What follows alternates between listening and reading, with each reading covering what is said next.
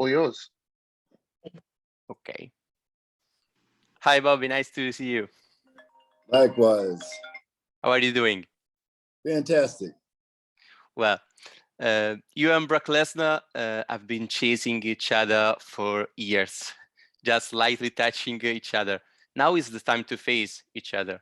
What are your feelings about the match at this point of your career? I think my feelings about the match is that I'm really well prepared for it. Like you said, we've been chasing each other for years, but we've been also, our game has been improving across the board, both of us.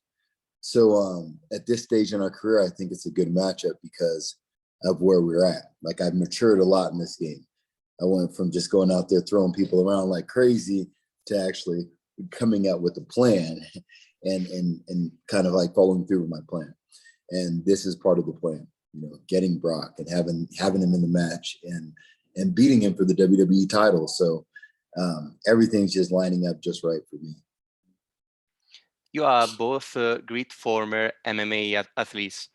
May this common background affect the technical development of the match? Absolutely, because there's several ways to finish a wrestling match. And knockout, tap out, all these different things are going to come into play. And then that's something else that we're going to give the fans and the crowd. You can get a little something different, because when you have Brock and I in the ring, it's not just going to be a traditional wrestling match. There's going to be his amateur wrestling background, my amateur wrestling background, some submission stuff, some ground and pound. There's going to be a lot of things mixed into this match as opposed to just a wrestling match. So that's what makes the match exciting.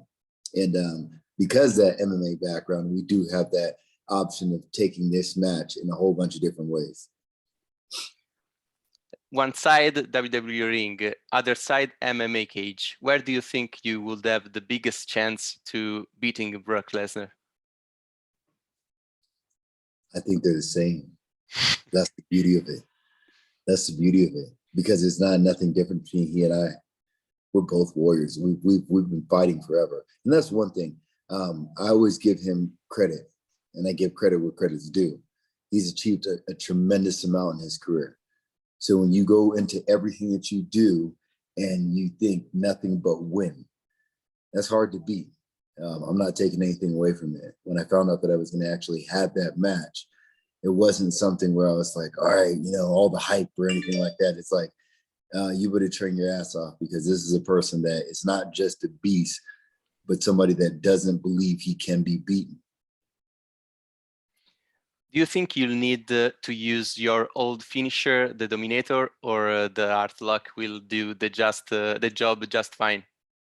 I'm going to throw everything into this match that I can put into this match, because, you know, certain people you can just beat with one move, and everybody has their little signature move that they feel that they can just win with. This is a person that's not just going to take a signature move and then be done with it. You know what? You have to, and I'm the same way. That's the beauty of the match. It's not just, oh, if I just catch him with F5, I win. No, that's not going to happen. That's not how it works. We've got to be able to beat each other down and break each other down to almost nothing, and then throw that finisher in, because that's the only way that you beat somebody that just refuses to lose. And I think we're both in that place. Like, he does not want to lose that title. And I want to win that title, and I don't want anything bad to happen. I want this match to be flawless, and a flawless victory by me. Regardless from how the match with Brock Lesnar will end, would you still like to participate in the Royal Rumble?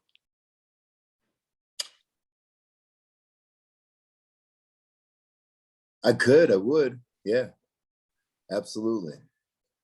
The Royal Rumble is just something that's special, man. Even if you have the title, it's something that's special. You just want to be in there. That's like gladiator stuff. I mean, of the year, people always want to see that. You know, all these guys in there, everybody, you see all your favorite stars, because, man, we have some great ones. Like, there's some sleepers out there that can go out and win the Rumble. You know, there's some people that you don't even normally think about as, oh, well, hold on a second. He was a world champion before. Like, you take a Dolph Ziggler and you take him and when you take a Bobby Roode, you throw something out, you take a Riddle, you take a Damian Priest, you take all these guys that right now that are super hungry, because I know everybody's thinking there's your Drew, there's your Big E, there's your Randy Orton, but then there's your AJ, and then there's your Kevin Owens, and then there's some of these guys that may be coming up from NXT to go up there. It's exciting, man. Throw a Lashley in there, man. I'd be squinting away because there's a lot of people that I want to like check, you know, because that's what the wrestling business is about. It's about checking people. That's what we call it. That's when I grew up, it was called checking people. And checking people is seeing how tough you really are. You talk a big game. Let me get you in that ring, give you one of these and see what happens. So that's what the Rumble's about. Everybody gets to start those little feuds and everything like that. It's exciting, man. I'm excited about it. Hell, I'm excited about my match, but I'm excited about that match as well. As you just said, Royal Rumble is one of the most exciting pay-per-views ever, both because it starts the road to WrestleMania and because of its many surprises every year. If you could choose a surprise, who would you like to see among the 30 participants? I mean, superstar of the past, celebrities from the world of entertainment, singers. What you want? I'll throw a few names though. One name particularly is a good friend of mine, but I would like to see the Boogeyman run back in there. The Boogeyman is extremely entertaining, man, and he does some crazy stuff because that's what people want. You know, it's not all about just who wins the match, but there's all kinds of other things that people like to see in that match. That's just fun. We already have Johnny Knoxville, right? If I'm not in that match and they allow him to win, I don't want to talk to any one of those guys again. you don't let just like an outsider come and win that match. But there's a lot of people in there. There's Chris Masters, a masterpiece. There's Carlito, which came back last year.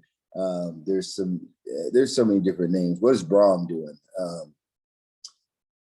The Rock would be great. Have The Rock come back and have him challenge Roman. But I don't know. You know, can he win it? Is he too Hollywood? We don't know. No, it's always, I can't think of one particular person because if I thought of 10 and then tomorrow somebody came out that I was like, oh man, I forgot about so-and-so, you know, because that's what you always do. That's what makes it exciting. Who's going to come back and then who's going to actually step up? Those are the two things. Who's coming back and who's stepping up?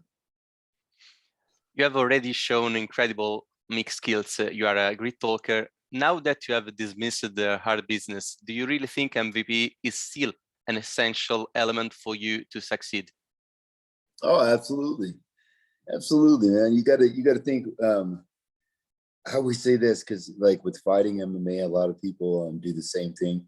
It's they try to keep the same person that they won that first fight with and keeping that synergy. Once you get something that works, a formula that works, you don't try to change it. You don't need to change it.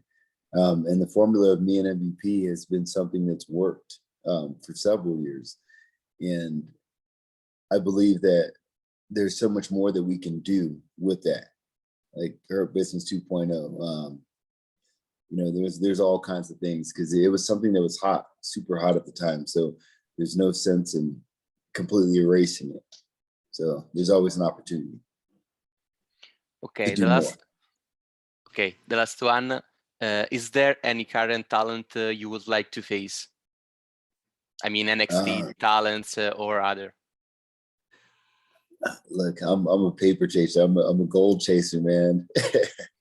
So I'm not even looking at anybody unless they have that strap around their waist. If they don't have that title around their waist, then I mean, I don't want to waste my time with it. I know it's in some point in your career, you just want to have the best matchups that you can look for. And like, oh, that'd be fun to go against him. That'd be fun to go against him. I had fun. It's not time for fun. I'm business. So if you don't have that title around your waist, I'm probably not your guy. And I'm okay with that. But if you have that title around your waist, I will be coming. Okay. Thank you, Bobby. It has been great talking to you. Good luck for the Royal Rumble, for everything. Thank you. My